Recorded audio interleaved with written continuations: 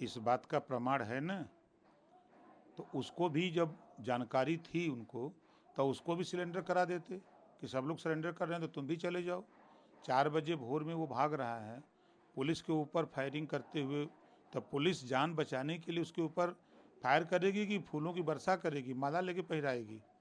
तो जवाबी कार्रवाई में पुलिस ने गोली चलाया। गोली पुलिस नहीं जानती है कि ये किस जाति का है। अपराधी है तो अपराधी किसी भी जाति का हो सकता है। तो वो अपराध करने वाला व्यक्ति अगर गोली चलाया है, उसमें लिप्त है, तो जो पुलिस ने कार्रवाई किया वो सही किया। अखिलेश यादव जी इस इनकाउंटर को पूरी तरह फर्जी बता रहे हैं।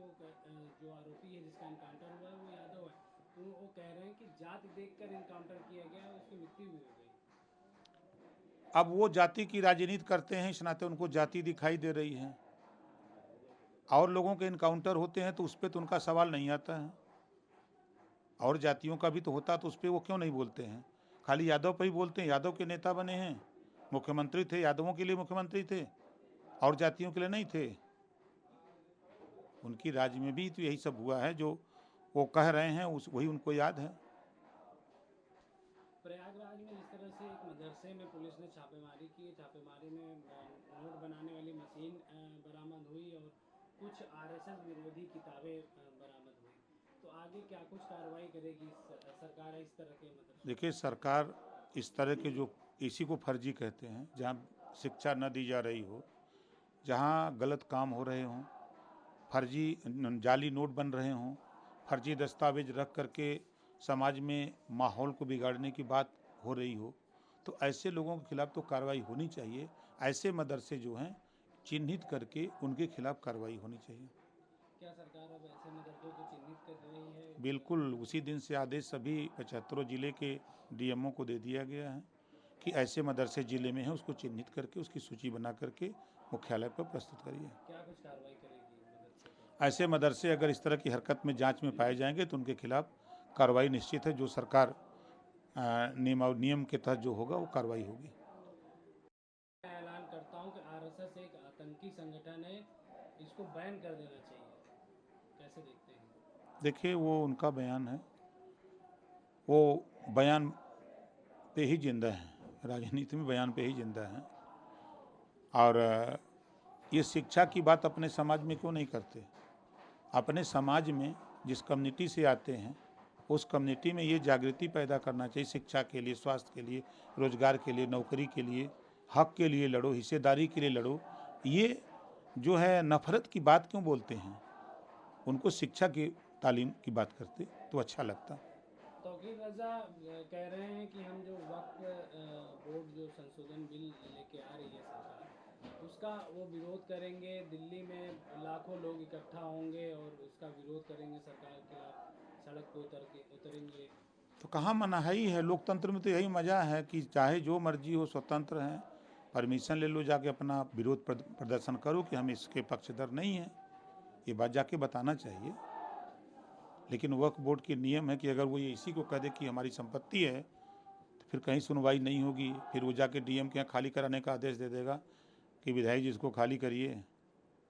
इसमें संशोधन होने की ज़रूरत है कि किसी, क्या लगता है संशोधन के खिलाफ क्यों है ये लोग गलत हमेशा किए कराए हैं, उसी गलत को कायम रखना चाहते हैं। ये कानून अगर किसी से बैठा के, आम आदमी से पूछिए, मुसलमान से ही पूछिए कि अच्छा है, बनाया गया जिस समय उसका उद्देश्य कुछ और था, जिसका उद्देश्य दूसरा हो गया है। कहीं ना कहीं देखा जा रहा है तो गलत संदेश लोगों को दे रहे हैं, भड़का रहे हैं कि लोग इकट्ठा होंगे सब लोग? नहीं, कहीं कुछ नहीं होगा। देश में कानून का राज है, कहीं कोई दिक्कत नहीं होगी।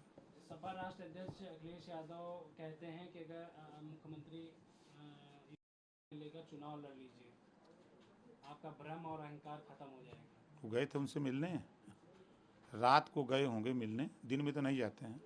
रात को मिले होंगे तो पूछे होंगे मुख्यमंत्री से कि आगे क्या कदम है, पार्टी बनाएंगे, बुलडोजर चुनाव चिन्ह रखेंगे। ये पूछ करके आए होंगे तब बयान दिए होंगे। रात को जाते हैं मिलने ना। इनका बयान मुख्यमंत्री जी के बाद में आया क्योंकि मुख्यमंत्री जी ने कहा था कि बुलडोजर हर किसी के बस की बात नहीं है, इसके लिए इसको बुलडोजर चलाने के लिए दिल और दिमाग चाहिए होता है। सही कहा उन्होंने, इतनी बड़ी मशीन है उसको चलाने के लिए तो दिल और दिमाग चाहवे करिए ना। इसके पास न चलाने का ज्ञान है न बुद्धि है तो कैसे चलेगा। आज मुख्यमंत्री उपचुनाव की तैयारियों को लेकर अयोध्या जा रहे हैं। मिल्कीपुर सीट से भी जो है वो पकड़ अपनी मजबूत करेंगे, कैसे देखते हैं, क्या कुछ?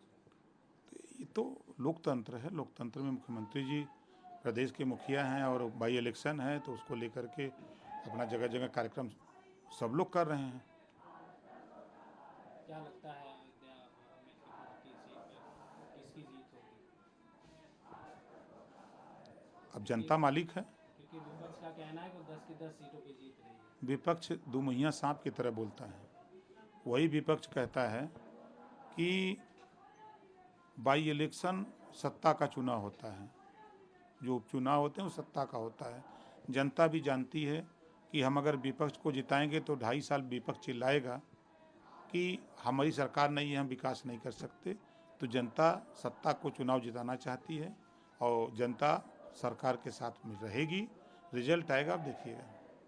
अच्छा, अखिलेश यादव कह रहे हैं कि हम शुरुआत से कह रहे हैं कि संविधान खतरे में है, लोगों के अधिकार छीने जा रहे हैं। कोई सच भी नहीं और कोई सोच भी नहीं सकता कि जात के आधार पर तबादले किए जा रहे हैं उत्तर प्रदेश में। ये उनके राज में था, उसी बात को दोहरा रहे हैं कि हमारे कार्यकाल में ऐसा हो रहा था। मैंने तो देखा कि कल नियुक्ति पत्र जब वितरित हो रहा था तो हमारे विभाग में पहली बार 4 बार सपा की सरकार, लंबे समय तक कांग्रेस की सरकार, 4 बार बसपा की सरकार, और जिला पंचायत में पहली बार जेई राजभर बना है। ये साफ सुथरा चयन का है। मेहनत करने वाले लोग, बच्चे राजभर ही नहीं, मैंने उन गरीब बच्चों को देखा जो मेहनत करके पढ़ते हैं और मेहनत करके।